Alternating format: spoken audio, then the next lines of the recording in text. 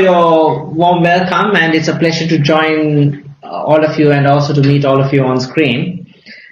I assume everybody has like 8 to 10 minutes, so I'll try and keep this short. Ladies and gentlemen, it is a pleasure for me to participate in today's forum on behalf of the United Nations Development Programme in China. I think the timing of this discussion could not have been better due to a confluence of factors that is creating the perfect storm for carbon neutrality.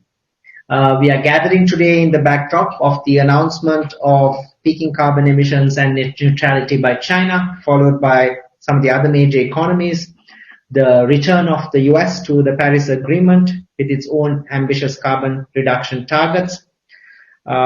Furthermore, the COVID-19 crisis has given us an inflection point to accelerate the shifts in investments and recovery packages towards sustainability to a level that we must face to deal with the current climate emergency. So in this context, I have three key messages on this subject of that we are discussing today. So my message one is that there is a massive investment opportunities to meet the climate and the SDG agenda. And the challenge is not a lack of capital or liquidity. It is more fundamental in terms of how the global financial systems operate and how the incentive structures are aligned. So that's my first key message. Now, I'll be using the terminology SDG financing and green financing almost interchangeably because for me, the SDG financing is green financing plus and more sustainable and what we need to aspire to. So I just want to give that caveat before I go into the rest of my presentation. So on the one hand, the total investment needs for the SDGs are estimated around 5 to 7 trillion per year, with an annual investment gap of $2.5 trillion for developing countries. Due to COVID-19 pandemic, the gap for developing countries is projected to increase by an additional $1.7 trillion. Another statistics, the investment need for energy transition based on the announcement of China's carbon neutrality pledge is around $20 trillion between 2020 and 2050.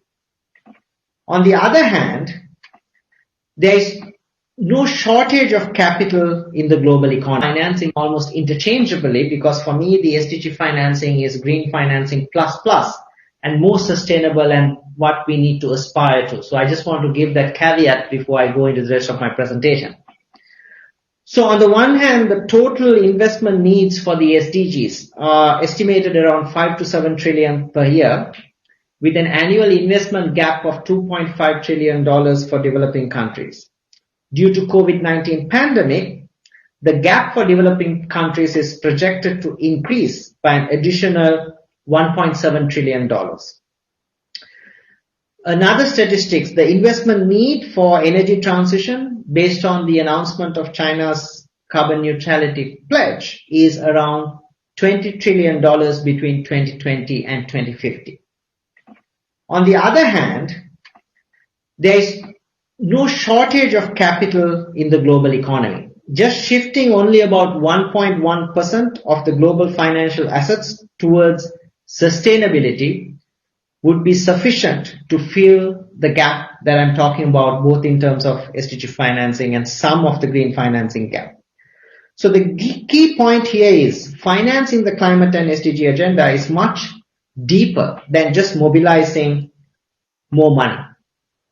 The need is to reorient the global financial system in which the public and private entities that own, manage, or regulate financial flows and transactions can generate economic return as well as achieve development impact. So that's my first key message.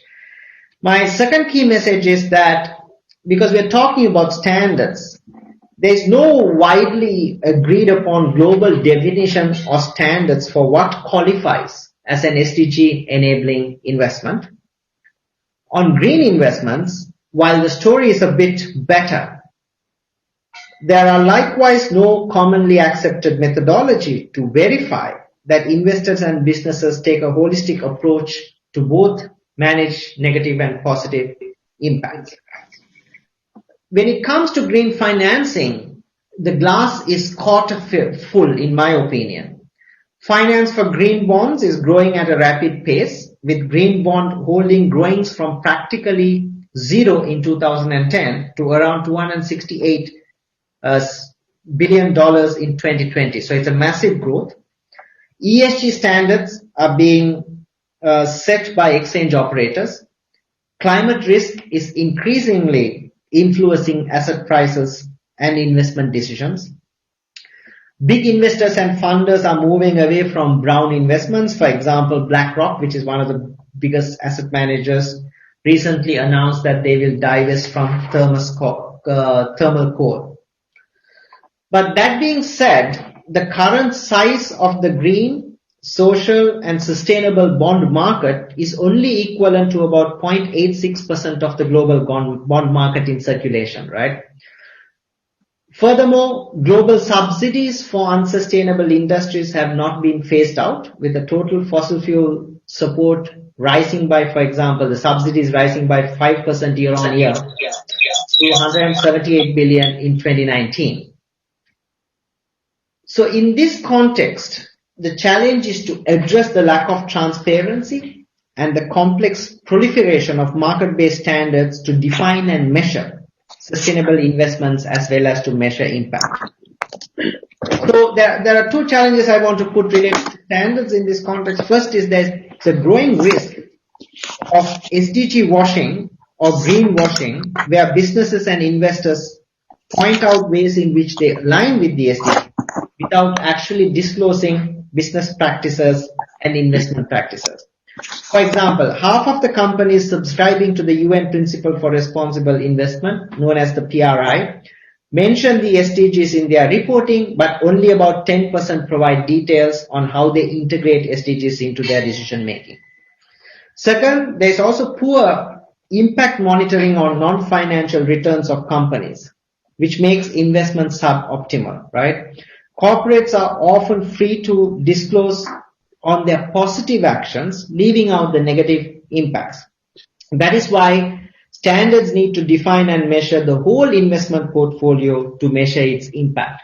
It cannot only be focused on the green part of their portfolio. It needs to focus on all the assets in order for it to be really green and also to deal with the negative externalities.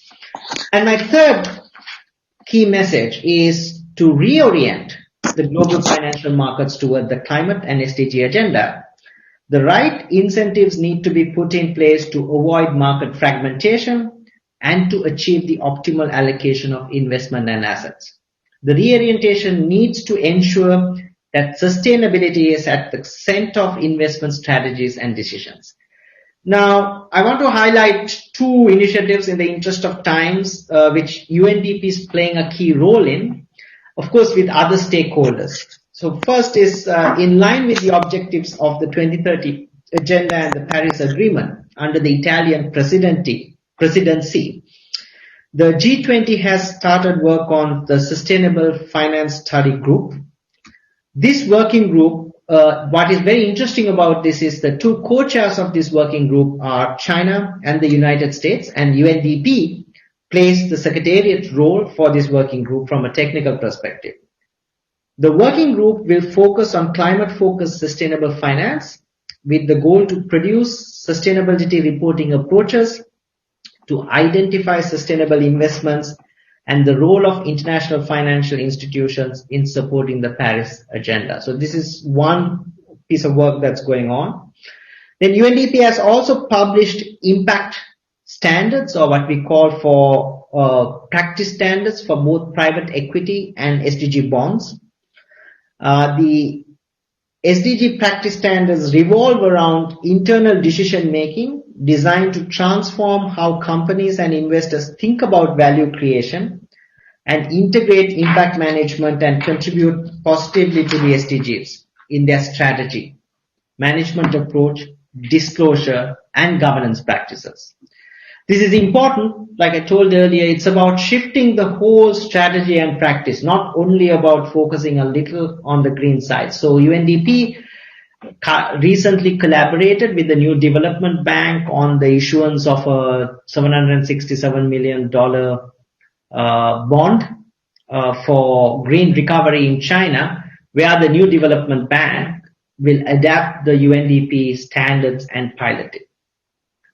So with these three messages, I want to close again reiterating one key message, that is, the path to carbon neutrality requires the financial markets to make net neutrality a market-wide mission.